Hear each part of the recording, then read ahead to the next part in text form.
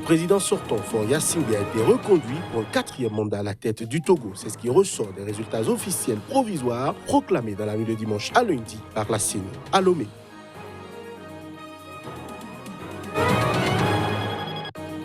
Le gouvernement camerounais a déclaré dimanche qu'il entend rester maître de son destin, ce après qu'Emmanuel Macron a dénoncé des violations et promis de faire pression sur le président Paul Biya.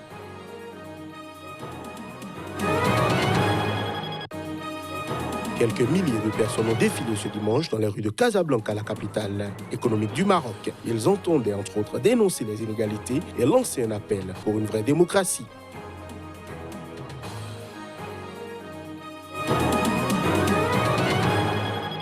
Voilà pour les titres de ce nouveau point de l'actualité sur Sika.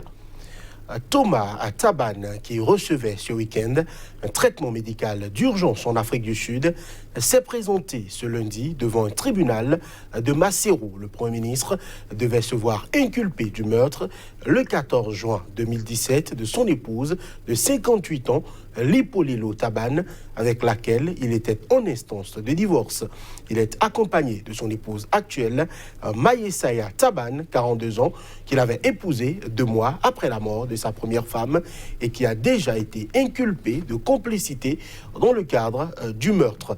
Le Premier ministre devait initialement se présenter vendredi devant la Cour, mais son départ inopiné pour l'Afrique du Sud avait poussé les autorités à envisager d'émettre un mandat d'arrêt à son encontre. Ses avocats avaient présenté ce week-end des documents indiquant que leur client ne serait pas en situation de se présenter devant la justice avant le 27 février. Le président sortant Faure Gnassingbé a été reconduit pour un 4e mandat à la tête du Togo. C'est ce qui ressort des résultats officiels provisoires proclamés dans la nuit de dimanche à lundi par la Commission électorale nationale indépendante, CENI. Le président togolais Faure Gnassingbé a été réélu ce dimanche soir pour un 4e mandat avec 72,36% des suffrages. Son principal rival, Agbeome Kodjo, obtient lui seulement 18,37%, tandis que le 3e candidat, Jean-Pierre Fabre, récolte 4,35% des voix. Au total, 7 candidats étaient en lice.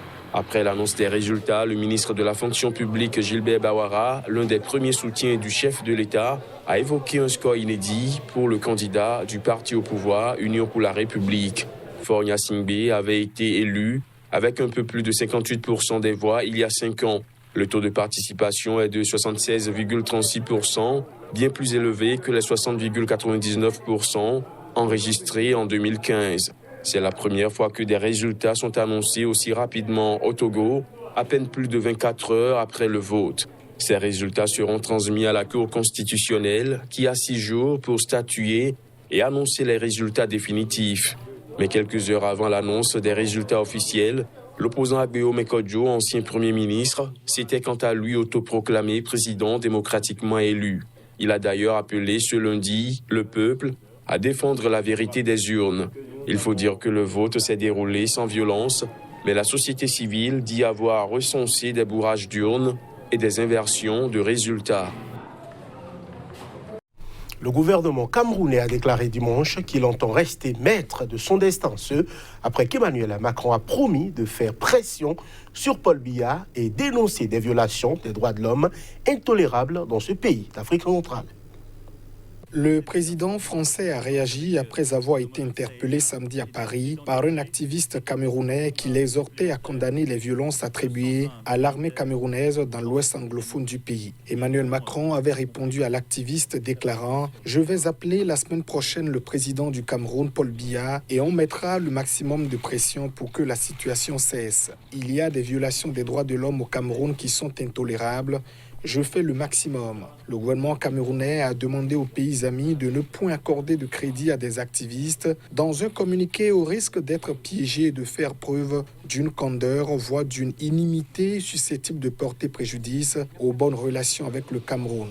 Le Cameroun entend rester maître de son destin, a ajouté le ministre de la Communication René Emmanuel Sadi. Le 14 février dernier, 23 personnes, dont une majorité d'enfants, sont mortes au cours d'une opération militaire dans le virage de de Ntumbo, dans le nord-ouest du Cameroun, selon l'Organisation des Nations Unies. Une partie de l'opposition camerounaise, mais aussi de nombreux témoins interrogés par des ONG et l'ONU, ont accusé des militaires camerounais d'avoir perpétré cette tuerie. Le nord-ouest et l'autre région anglophone du Cameroun, le sud-ouest, sont en proie depuis 3 ans à un violent conflit entre l'armée et des groupes séparatistes. Les deux camps sont accusés de crimes et d'exactions contre des civils par des ONG. Longtemps considéré comme un havre de stabilité en Afrique centrale, le pays dirigé par le président Paul Biya, âgé de 87 ans, dont 36 au pouvoir, fait face depuis les années 2010 à de multiples crises. Mesdames, Messieurs, cette édition se poursuit. Quelques milliers de personnes ont défilé ce dimanche dans les rues de Casablanca, la capitale économique du Maroc. Cette manifestation vise à dénoncer les inégalités sociales, demander la libération des détenus politiques, mais aussi lancer un appel pour une vraie démocratie. À l'appel du Front social marocain, quelques milliers de personnes sont descendues dans les rues de Casablanca pour protester avec force contre le chômage, le coût élevé de la vie, les défaillances des services publics, tout en demandant la libération de tous les détenus politiques, à commencer par ceux du Irak. Vive Zef Zafi, nous sommes tous Zef Zafi, ont crié les manifestants en référence à Nasser Zef Zafi, le chef du mouvement populaire du Irak, condamné en 2018 à une peine de 20 ans de prison pour atteinte à la sûreté de l'État.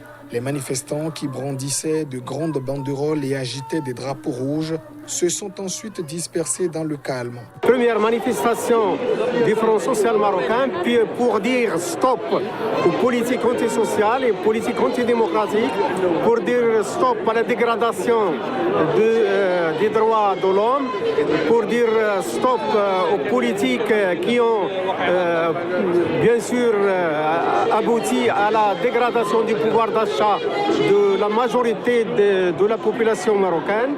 Cette marche est organisée par le Front social marocain qui regroupe des syndicats, des organisations des droits de l'homme et aussi les 4 partis de la gauche et plusieurs associations bien sûr de la société civile. La date de cette marche coïncide délibérément avec l'anniversaire du mouvement du 20 février, mouvement de contestation qui avait agité le Maroc en 2011 à l'époque des printemps arabes. En réponse aux inégalités profondes qui focalisent le mécontentement social, le roi du Maroc, Mohamed VI, a promis il y a quelques mois un nouveau système de développement. Concernant les libertés, le pouvoir estime avoir mené à bien une transition démocratique après 2011 grâce à la réforme de la Constitution et rejette toutes les critiques des défenseurs des droits humains. La CEDEAO prévient les éventuels fauteurs de troubles en Guinée. Bissau, l'organisation sous-régionale, a menacé de sanctions contre les acteurs de la classe politique qui empêcheraient la normalisation politique du pays. Les institutions ne sont pas parvenues à désigner clairement le vainqueur de la présidentielle du 29 décembre dernier. Dans un communiqué, la CEDEAO, médiatrice depuis 2012 dans ce pays instable, rappelle qu'elle avait dès le 22 janvier pris acte des résultats annoncés par la Commission et félicité le vainqueur, Umaro Sissoko Embalo, crédité de 53,55% des voix. Domingo Simoes Pereira, qui avait viré en tête avec 40,10% des voix au premier tour, mais n'a recueilli que 46,45% au second, estime que le scrutin est entaché de fraude. Il a saisi la Cour suprême dont les arrêts n'ont pas permis de trancher définitivement les contentieux électoraux. Dans sa dernière décision qui date du 14 février, la plus haute juridiction du pays a refusé de prononcer l'annulation du scrutin réclamé par le PAIGC. Mais elle a dans le même temps exigé que la commission électorale effectue à nouveau une vérification des procès-verbaux des résultats. Or, la commission affirme que ces opérations ont déjà été effectuées. Dans son communiqué, la CEDEAO souligne que les résultats définitifs ont déjà été annoncés et elle invite les deux institutions rivales à coopérer de manière constructive afin de sauvegarder l'intégrité du processus électoral. Elle hausse le ton en avertissant avertissant que des sanctions pourraient être prises contre tous les acteurs qui n'agiraient pas dans le sens de la normalisation politique et institutionnelle.